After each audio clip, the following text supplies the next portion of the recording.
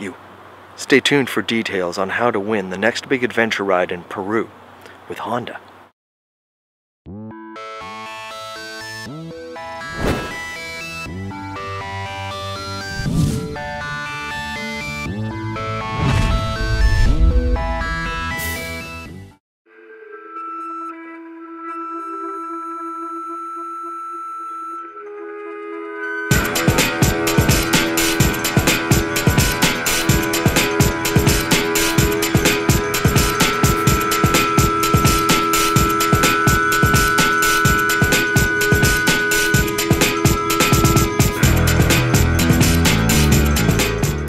Despite our best efforts, we found the entrance to Mike's Sky Ranch. And located halfway between Ensenada and San Felipe, this is a road leading to a mecca of motorsport. Mike's has served as a checkpoint for the Baja 500 and 1000, a home away from home for desert racing nutters. So expect the driveway to be suitably interesting. See them walking in the glare. And like the rest of the Baja, it's not something you should ride or drive at night. Because they have a saying here, dark night, dark cow. And it's hard to keep an eye out for livestock on an increasingly rough road at night. Concentrate on what it says. Speak your mind to all the lovers.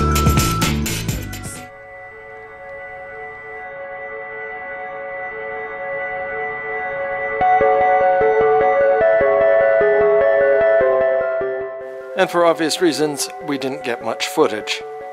What I can say is I never want to do that again, in the dark. I'm really curious to see what it all looks like in the day.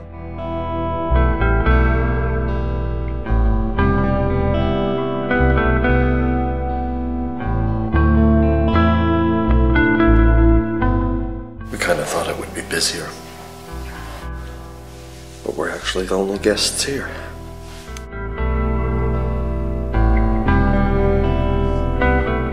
These walls, the t-shirts hanging from the ceiling. It's like being surrounded by the history of hardcore. If you can think of a worthy desert racer, likely they've been here.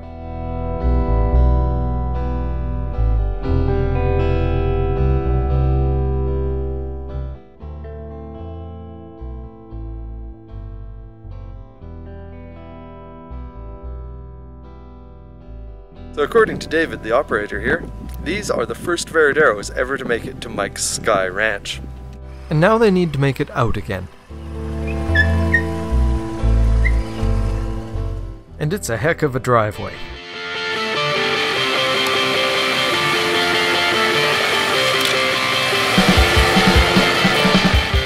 That's a pretty exciting way to start the morning. A little deeper than I remember it being last night.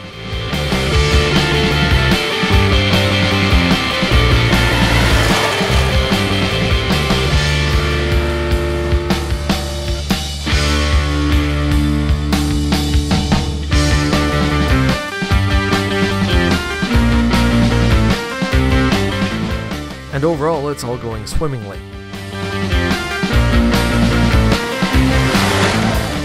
Until it isn't. And if you're going to do something, you may as well do it with style. I mean, why just have a flat when you can go for the worst case scenario and bend the rim? This is why you don't actually use cast rims on adventure bikes, folks. So the theory is, take a large rock and try hammering the rim back into position. Unfortunately, in the rush, the center stand never got installed on this bike. So a bit of creativity is in order. Like balancing the bike on its side stand, the rear tire, and anything we can find. Always bring the sandals, you never know when they'll come in handy. Now we've got the wheel off, and we're going to continue trying to bash it back into shape. Because this is getting desperate. In the future, I'd like to consider sport touring videos rather than adventure videos. Let's be clear about this. We are nowhere, and we are burning through our water rapidly. And we're pretty sure this is not what Honda had in mind when they said this bike is repairable in the field. Oh, that felt like a good one. yeah, I guess the only thing we could have had with us that would have gotten us out is a tube, maybe. Or a sledgehammer.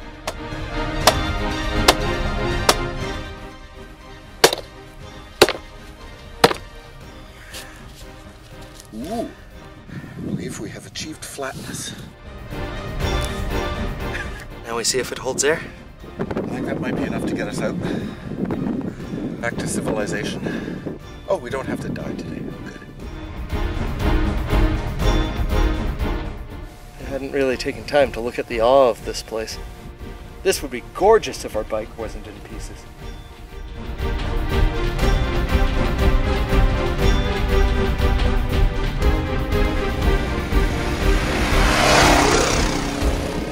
That's the second person to go by. Not even slow down a little. But up north, people would have stopped just because. Have a look, have a chat. Luckily, they will pound back into shape, but I mean, you only get one. It's a one-time thing, and we're lucky to have gotten that. Frankly, I wasn't expecting that bend to come anywhere near back as far as it did. It's almost back within tolerance. So I think from this we can garner a OneWheelDrive adventure riding tip. With cast wheels, bring a sledgehammer with you. And pack light.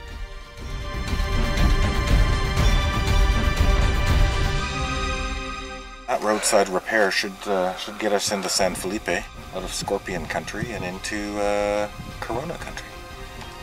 Because I need a beer.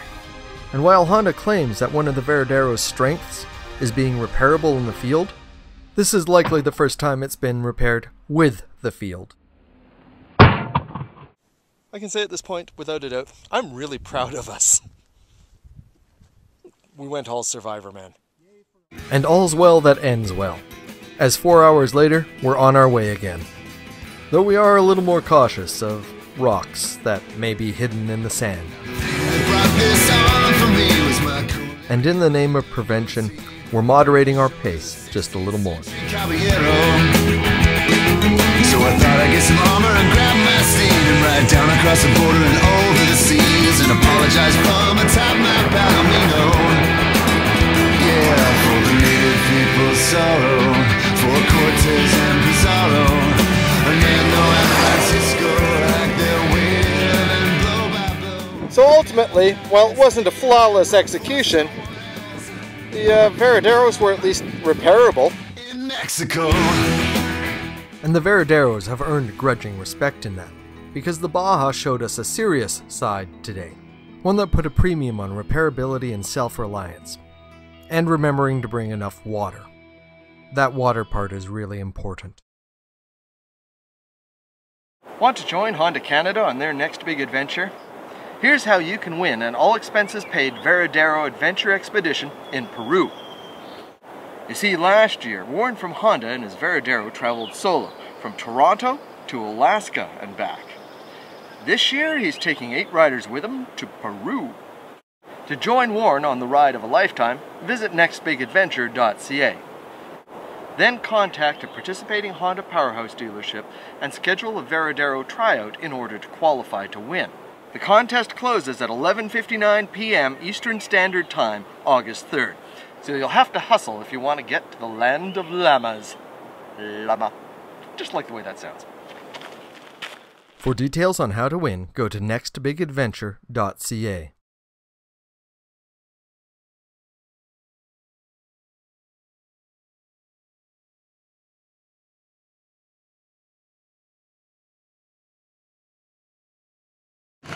Next episode, San Felipe and the Baja 250.